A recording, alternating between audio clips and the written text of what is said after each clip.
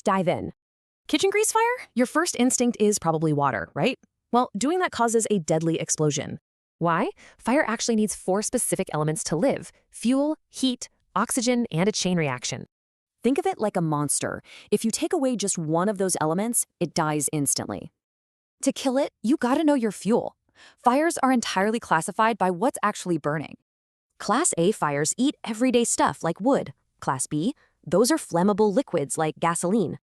Then there's Class C for electrical, D for combustible metals, and K for those nasty kitchen oils.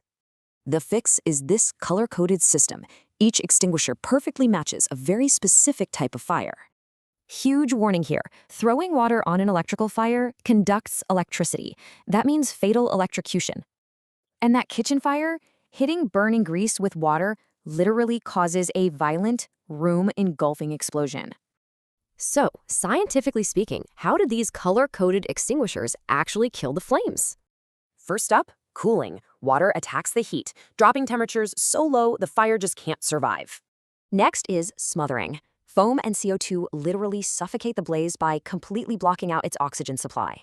Then there's starvation. You just physically remove the fuel source, giving the flames absolutely nothing to eat. Finally, chemical inhibition. Dry powders attack microscopically, instantly snapping that combustion chain reaction right in half. Okay, so you've matched the right extinguisher to the fuel. Now, how do you actually use it? Remember the pass method. Pull the pin, aim at the base, squeeze the handle, and sweep. I'll leave you with this. If a fire breaks out right now, what color extinguisher is closest?